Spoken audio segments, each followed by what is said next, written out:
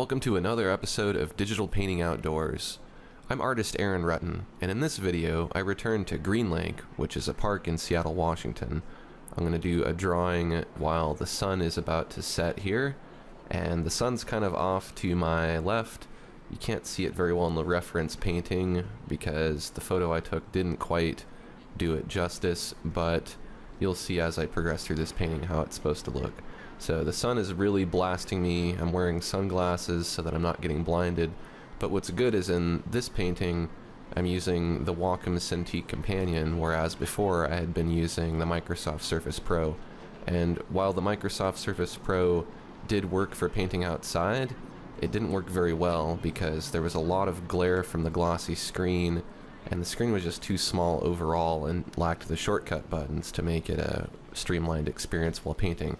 So I was actually very surprised that there was no glare, and I mean, honestly, I could see just fine, even though it was really bright out. I was in the shade, so I didn't have the light hitting the tablet directly, because that would cause glare no matter what, but it was actually really nice. I actually really enjoyed painting, and it wasn't a handicap like it was on the Surface Pro. So if you want something to paint outside with, this is the tablet. So what I'm doing here is I am just filling in with a pastel brush here, and I'm just putting in the grayscale first, and then I'm going to do a tinting of color over it. And because I have to work so fast, because the sun is setting, and because I don't want to be outside forever, I'm trying to just capture the essence of the piece by doing it quickly. And rather than fuss about color too much, I'm going to put in the black and white, make sure that's correct, and then I'm going to go through and I'm going to worry about the color, because in my experience of doing this, when I've tried to just pick the colors immediately, I spend too much time focusing on too many individual details, and I don't get enough done. So doing the black and white first is really key to getting this done quickly. Filled in some trees there in the foreground, doing some little branches. I'm trying to avoid doing too fine of detail and spending too much time in any one place, because I want to be able to complete most of the objects in this scene, and I'm not going to be able to copy it exactly. You know, maybe if I took a reference and kind of traced over it, that would be an easy way to do it, but because there's such limited time, I really just have to get the gist of it. So the trees I'm putting in aren't going to match what you see here exactly, and neither is any of the background. There was at one point a sailboat kind of off on the horizon, so I went ahead and put that in. I thought that was a cool focal point.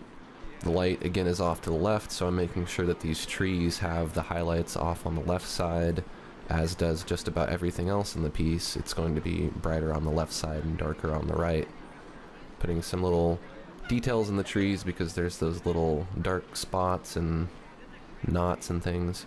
And then now, just to kind of bring it all together and make it look less sloppy, I guess, I am blending it with a coarse oily blender. That works really well to get a nice painterly feel.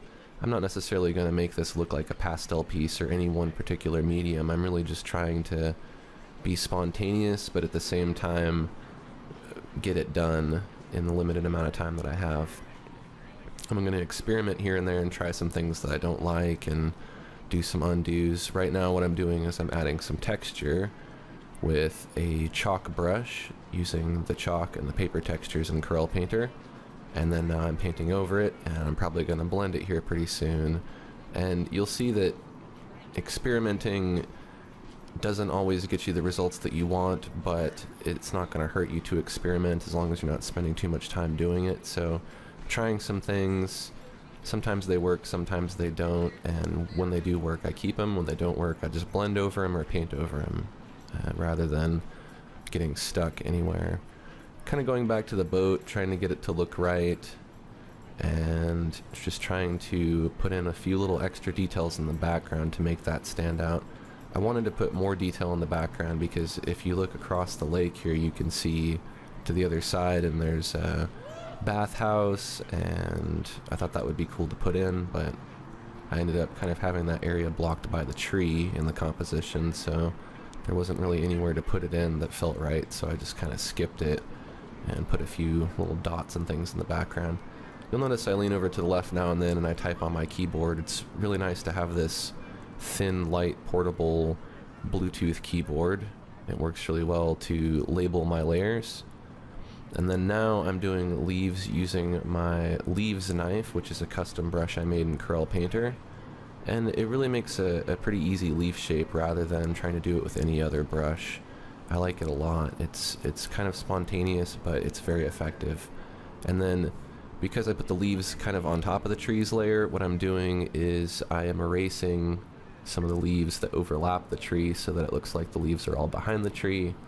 And now I'm tinting them a little bit.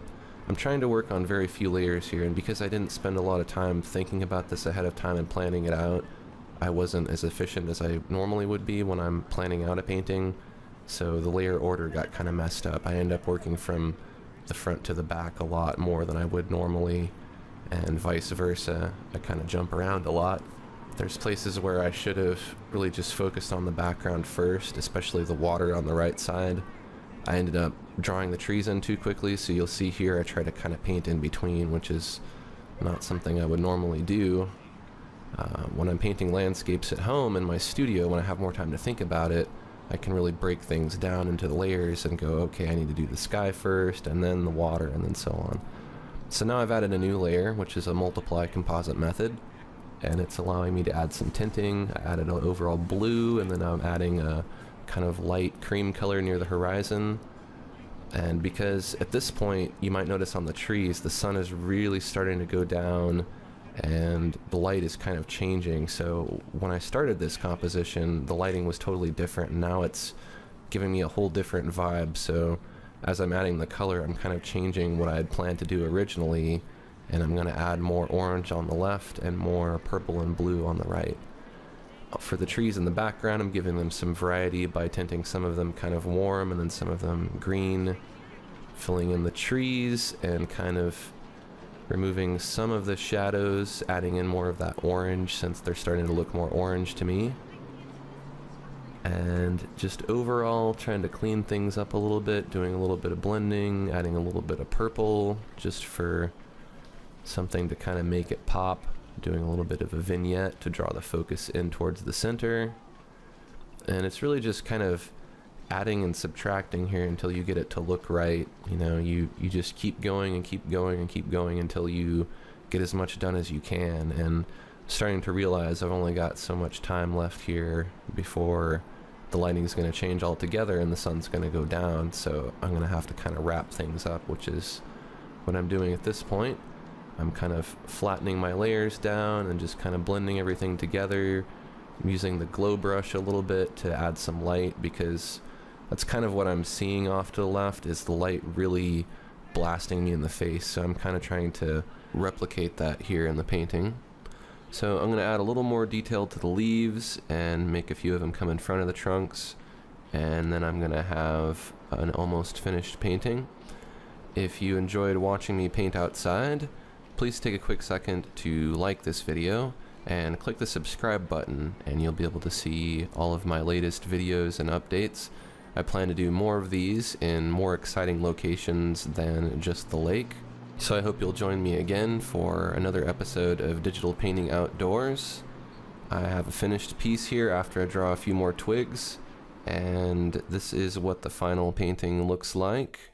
I thought it turned out pretty good, and I got a lot more done than I thought I would because my workflow was very efficient using the Wacom Cintiq Companion rather than the Surface Pro. I didn't have any glare, I had a fully functioning tablet with express keys and a nice professional pen. It made it very nice and very comfortable to work on, and I look forward to doing more paintings outdoors with it. So check it out if you're interested.